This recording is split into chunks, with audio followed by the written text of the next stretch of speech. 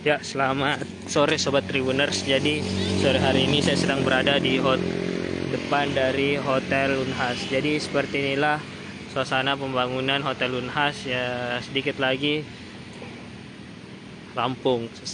Jadi, seperti inilah nampak Hotel Unhas yang terletak di depan dari lapangan Sport Art Culture Park. Jadi, tidak lama lagi Hotel Unhas akan rampung dan bisa digunakan oleh seluruh sivitas akademika Unhas maupun tamu-tamu Unhas. Jadi hotel ini mulai dibangun sejak tahun lalu di masa kepemimpinan dari Prof. Di Aristina Pulubuhu. Letaknya berada tepat di depan Sport Art and Culture Park. Jadi seperti inilah nampak depan dari Hotel Unhas. Jadi sesaat lagi hotel ini akan selesai rampung dibangun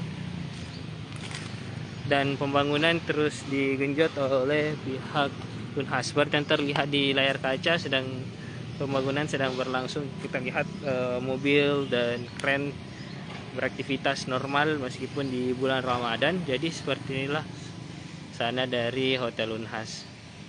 Tidak lama lagi Hotel Unhas sudah bisa digunakan. Diprediksikan tahun ini maupun di pertengahan tahun Hotel Unhas sudah bisa diresmikan oleh Prof. Di Aristina Pulubuhu ataupun Rektor Unhas terpilih Profesor Jamaluddin Jompa. Jadi seperti inilah suasana pembangunan dari Hotel Unhas. Nampak di sisi depan sendiri sudah mulai diperluas dengan adanya penebangan beberapa pohon dan juga pengerjaan akses menuju lobi dari Hotel Unhas. Seperti yang terlihat di layar kaca, mobil kren sudah terus bekerja memindahkan tanah-tanah bekas galian untuk dibangun jalan. Dan untuk Hotel Unhas sendiri, seperti yang terlihat di layar kaca, sudah berdiri kokoh dan sudah hampir menuju ke tahap finishing. Beberapa part memang masih terlihat kurang, utamanya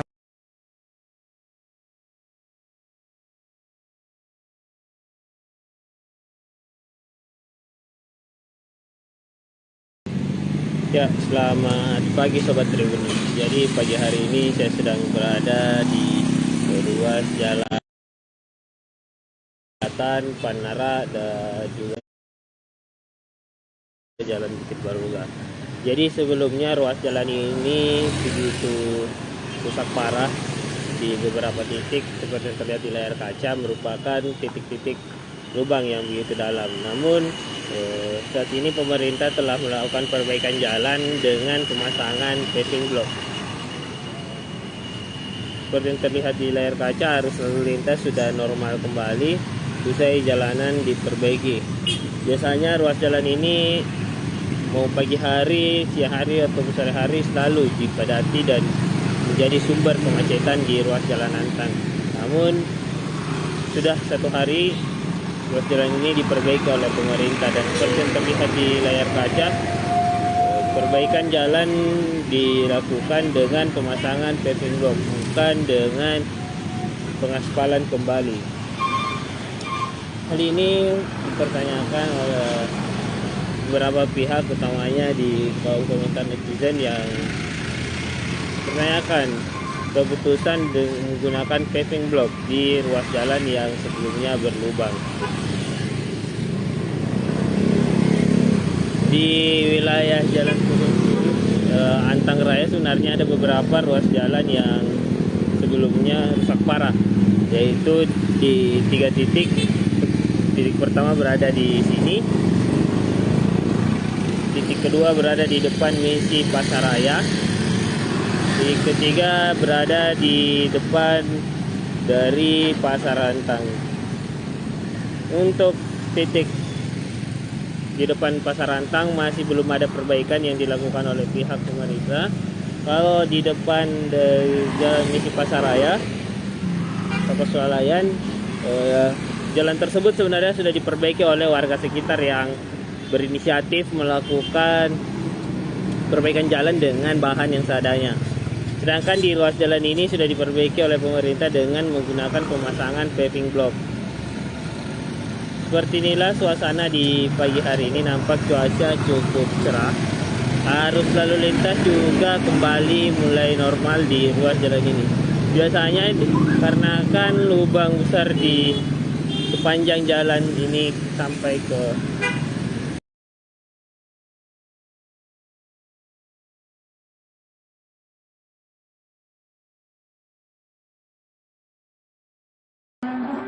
ya. Selamat sore Tribuners dan Facebooker.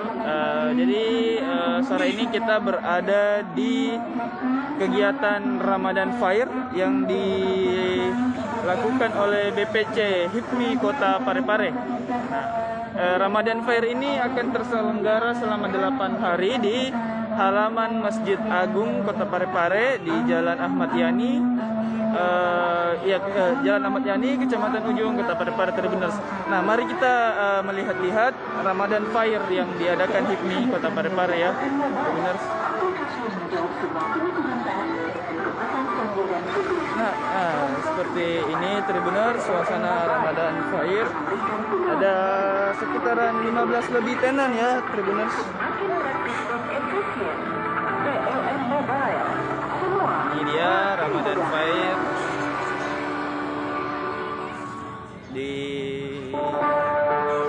sini. Memang karena ini hari pertama, jadi beberapa tenan masih kosong, Tribuners. Seperti ini.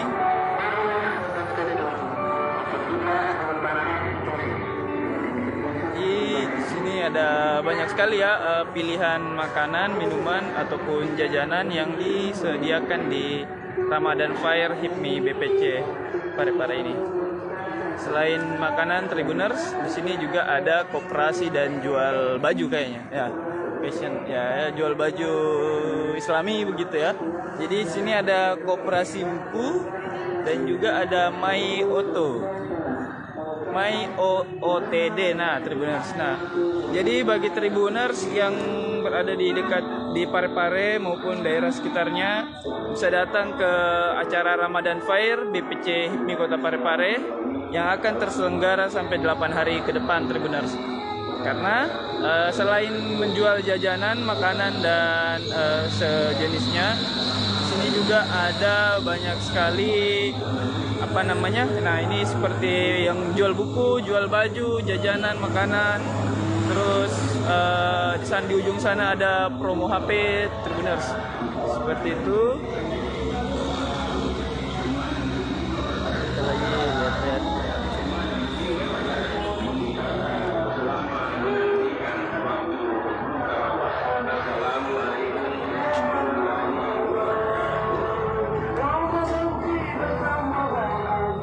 Sini ada penjual bakso bakar.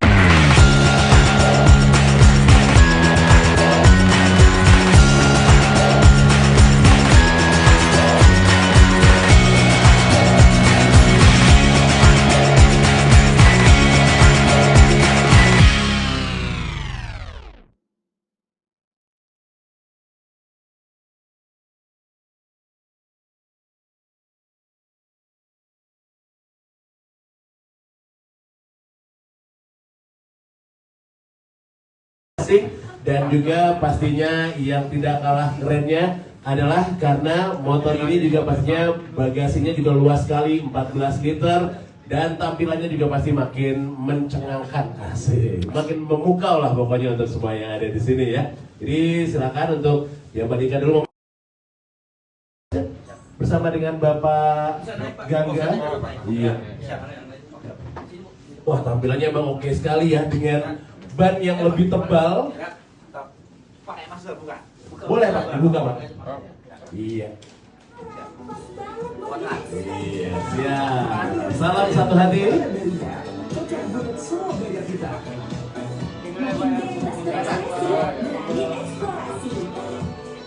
Dari sini Pak. Halo, selamat sore Tribuners. Jadi sore hari ini sedang berlangsung acara pengenalan New Genio oleh Asmo Sulsel di Horeca Mercure, Jalan Api Petarani, Kota Makassar. Dan Tribuners, seperti inilah penampilan dari New Genio yang diperkenalkan oleh Asmo Sulsel yang akan di launching pada pekan depan Tribuners. Oh ya, video ya. Nah, New Genio ini hadir dengan beberapa tampilan baru yang akan di launching pada pekan depan Tribuners.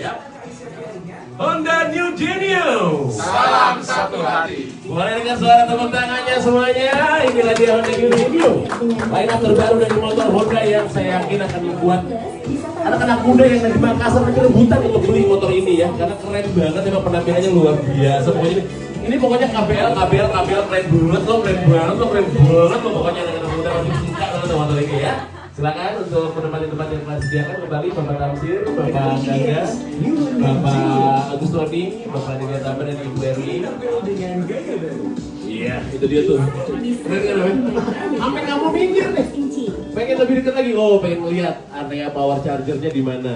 Ya sudah, kita perlihatkan area power chargernya sekali lagi untuk U-Box atau untuk bagasinya ini sangat luas sekali.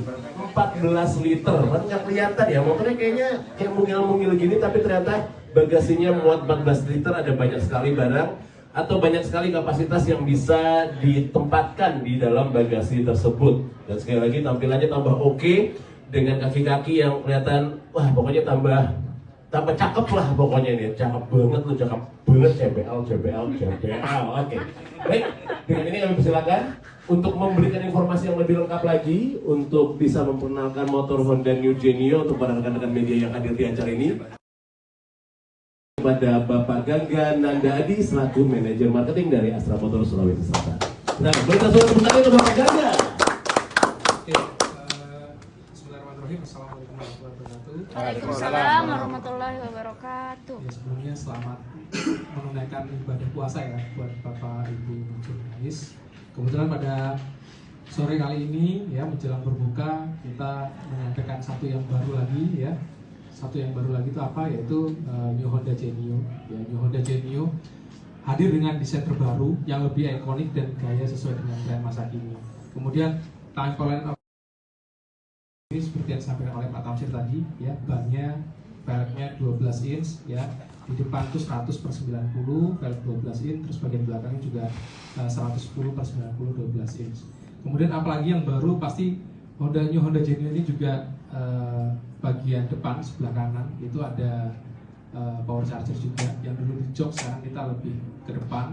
Kemudian juga bagian bagasinya 14 liter dan kita tetap menjalankan rangka ESAF ya, Enhanced Smart Architecture Frame yang berteknologi tinggi. Kemudian juga secara tampilan produk konsep ini meliputi 3 hal. Yang pertama freestyle ya, karena tetap stylish dan lebih ikonik. Tujuannya apa? Karena seperti yang kita ketahui juga di sini ukuran bodinya juga mendukung aktivitas sehari-hari. Ya, untuk lincah di kemacetan, mudah dikendalikan dalam jalan yang sempit, parkir di jalan dan di rumah. Ukuran bodinya juga proporsional. Kemudian secara performance step floor-nya lebih nyaman. Kemudian bagasinya tadi 14 liter ya, sama inner rack-nya luas. Jadi kalau teman-teman perhatikan di bagian depan New Honda Genio itu luas ya. Kemudian tampilannya juga kalau Bapak Ibu lihat di bagian depan ya sedikit lebih menonjol ya bagian depan desainnya, karena memang ditampilkan lebih di 3 dimensi. Kemudian juga tampilannya lebih sporty. Nah, apalagi yang menarik dari New Honda Genio ini ada 6 varian warna, di mana terdiri dari CPS dan CPS ISS. Yang CPS itu ada Radiant Red Black, kemudian ada Radiant Black, serta Radiant Brown Black. Nah, untuk CPS ISS itu ada hero-nya ya, hero-nya seperti yang ada di gambar. Ini Fabulous Matte Blue, kemudian ada juga Fabulous Matte Brown, serta Fabulous Matte Black. Untuk harganya sendiri bagaimana? Untuk harga di Makassar itu untuk yang varian CPS kita ada di angka 19.970.000. Kemudian untuk CPS ISS itu ada di angka 20.510.000. Nah, kurang lebih produknya. Nah, minggu depan seperti yang sampaikan Pak Tamsir, kalau rekan-rekan belum mudik ya kan, kebetulan juga 20 juta. mau lihat acara kami ada acara kalau nggak salah sih sekitar tanggal 20 sampai tanggal 24 ya, itu ada di acara di Transmall. Itu kita kolaborasi dengan beberapa talent dari lokal di Sulawesi Selatan. Tujuannya apa? Kita untuk pengguna Matic yang awal ya, baru beli motor, itu kita tujukan untuk New Honda Genio. Dan juga kita kolaborasi, harapannya apa ya, kita juga selain memunculkan produk baru, kita juga ingin mengekspos juga teman-teman yang ada di Sulawesi Selatan. Demikian itu penyampaian dari saya selaku manajer marketing. Terima kasih. Saya akhiri, wabillahi taufiq wal hidayah. Wassalamualaikum warahmatullahi wabarakatuh.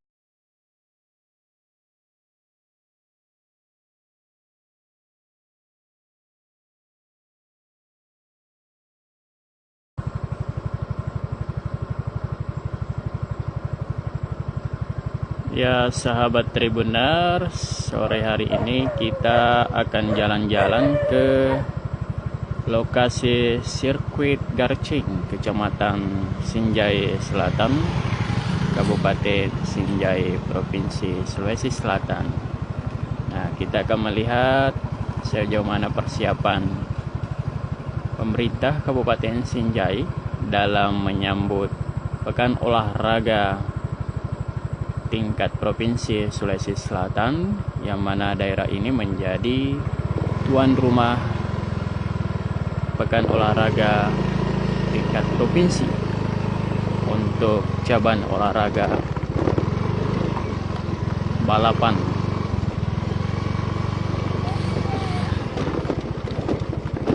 Nah, inilah akses masuk jalannya.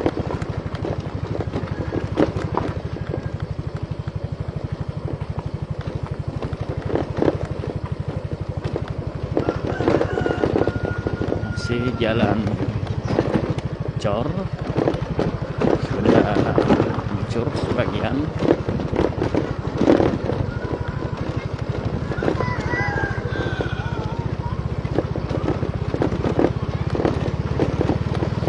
Ini di samping kiri kanan jalanan masuk terdapat rumah-rumah penduduk warga.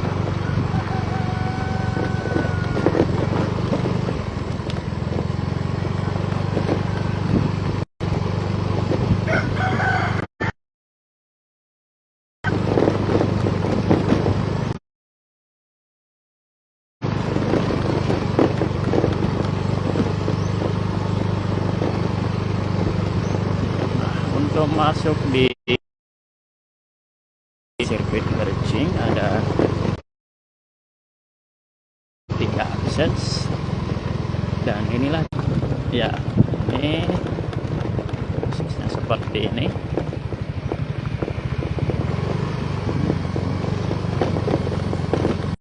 Itu memang perbaikan jalanan. Ya, inilah adalah tempat parkiran.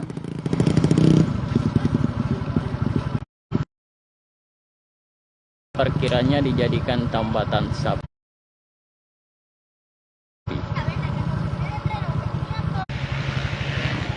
Nah, ini sapi-sapi terlihat di luar pagar.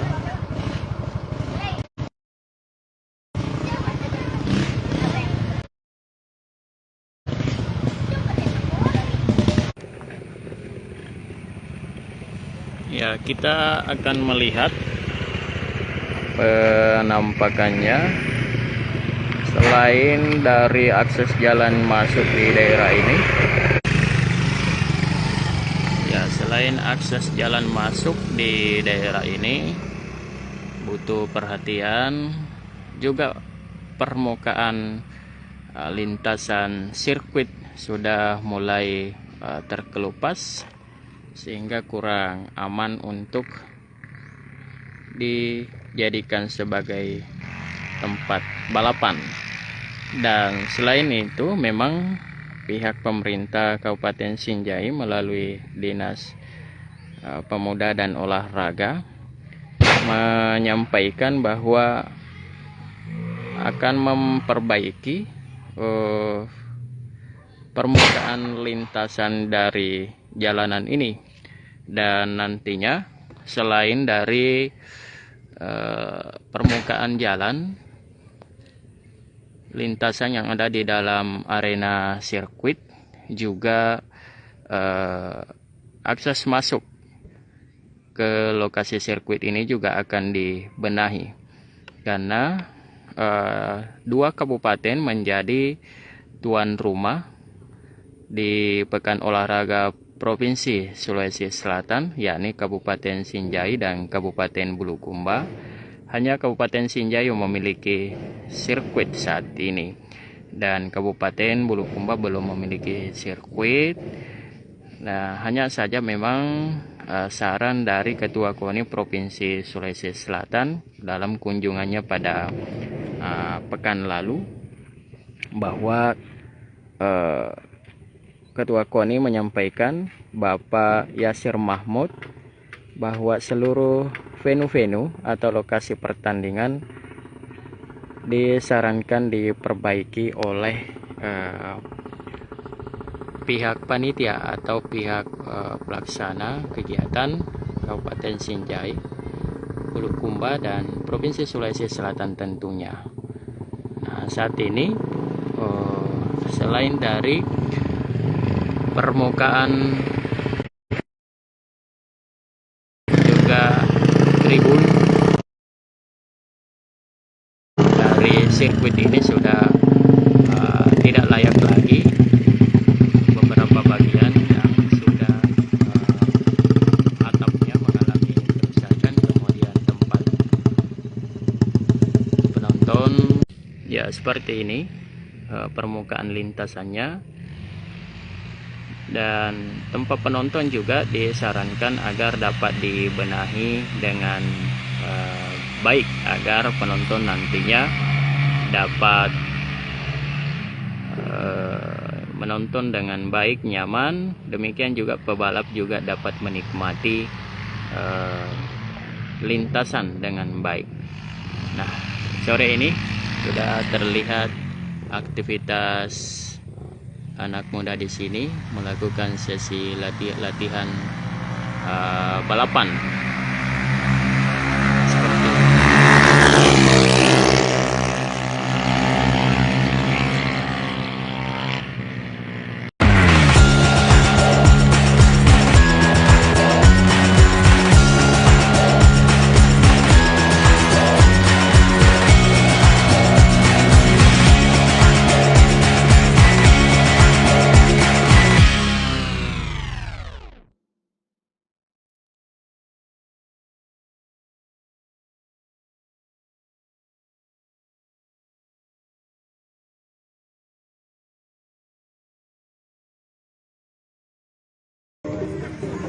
Selamat sore Tribuners. Saat ini saya berada di Lasinrang Park, di mana ini bisa jadi tempat ngabuburit kalian.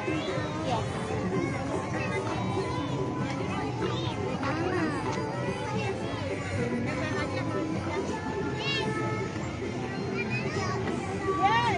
Nah, ini ada tempat pemancingan Tribuners untuk anak-anak. Siapa sih nanti ya dia tuh? Ibu, kalau ini apa ini? Berapa ini, Bu?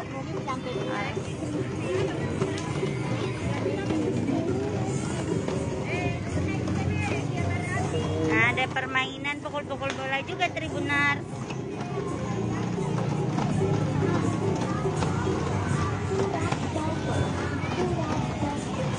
Nah, suasananya sangat ramai. Jadi memang kalau Lasinrang Park ini, apalagi bulan Ramadan ya Tribuners, sangat ramai ditempati warga untuk ngabuburit.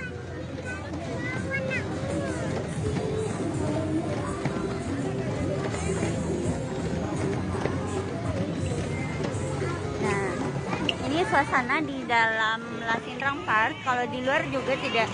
Kalau di luar juga cukup ramai ya Tribuners. Nah, bisa dilihat ada odong-odong. Kemudian di sebelah sana ada tempat jualan atau pedagang yang berjualan, ada cimol, ada burger dan lain-lain.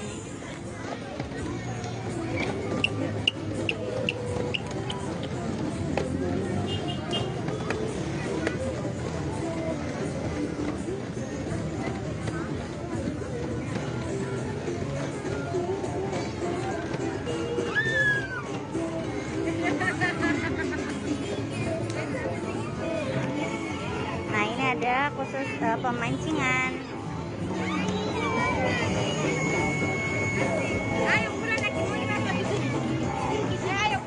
Deni Lakiska, daerah mana ini ya? Ini ada di Kabupaten Pinrang, Tribunars.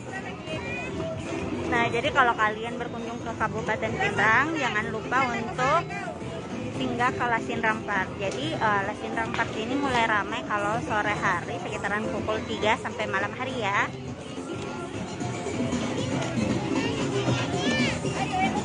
Dipancing, pancing ikan. Bagaimana cara pancing ikan, coba?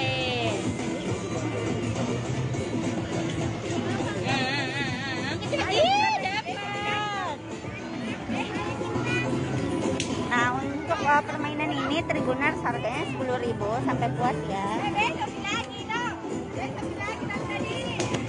Nah, ini juga permainan pukul-pukul bonekanya 10.000. Sementara untuk mobil-mobilan ini dipatok.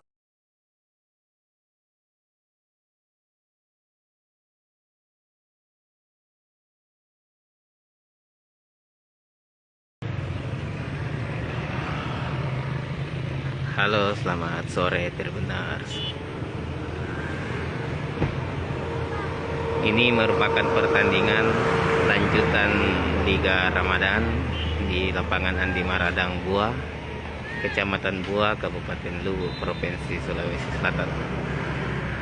Yang bertanding pada sore hari ini merupakan tim Totdopuli FC yang berkostum hitam berhadapan dengan Gantole yang berkostum biru. Saat ini Totdopuli FC unggul dengan skor 1-0.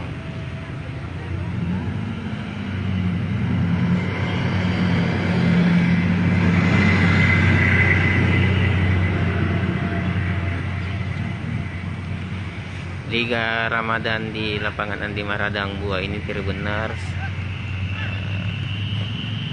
menjadi salah satu alternatif warga yang ada di Kecamatan Buah pada khususnya dan Kabupaten Luwu pada umumnya untuk menghabiskan waktu sembari menanti berbuka puasa.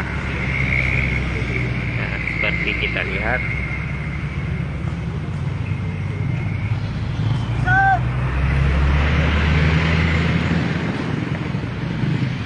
ada ratusan warga yang menonton pertandingan ini sembari menunggu waktu berbuka puasa.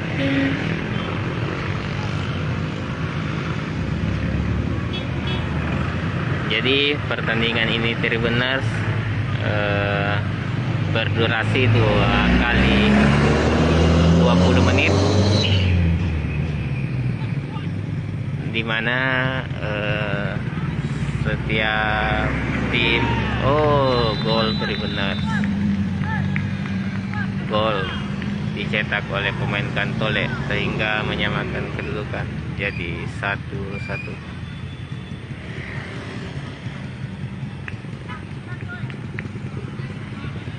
Jadi pertandingan ini Tribunars berdurasi 2 kali 20 menit.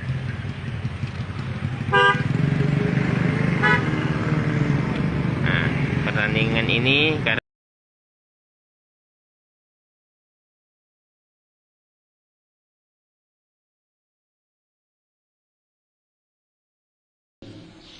dunia akhirat, artinya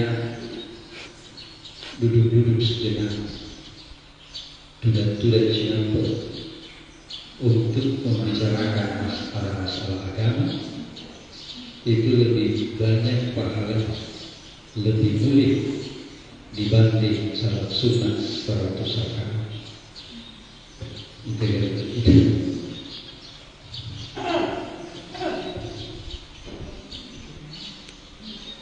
Dulu-dulu sejenak membicarakan agama, kepentingan agama, sekali lagi sampai sunnah sirah wajib.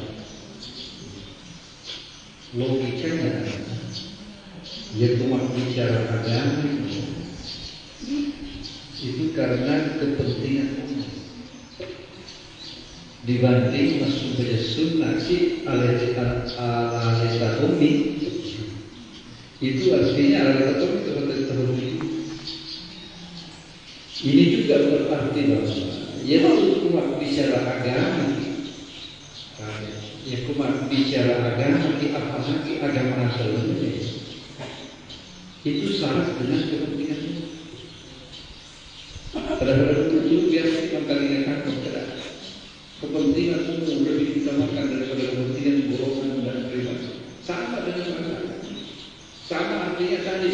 Kalau mau bicara agama lebih afdal, lebih mulia, bahkan lebih mulia pahala daripada sampai sunnah sirah. Ini kan boleh kagak sampai sirah. Itu minta maaf nasabahan berdasarkan perintah Pak Imam. Saya di sini pada malam 13, tapi ia mesti teringat. Malam tanggal 13, malam tarawih 13 itu ada kegiatan kita di Kementerian Agama. Ya kebetulan saya memahami itu. Kita lakukan safari Ramadan di salah satu kecamatan terpencil, terisolir di Kabupaten Bandung ini, kecamatan Pijananti. Kecamatan Pijananti ini semangat bagaimana medan di sana, bagaimana kondisi masyarakat di sana. Jangan pikir kondisi masyarakat kita pada alhamdulillah itu. Apalagi kalau bicara agama, angkot komunitas. Perjalanan dengan ibadahnya itu cuma kasih di sini. Jika mau kasih namo mampu percaya tersalah karena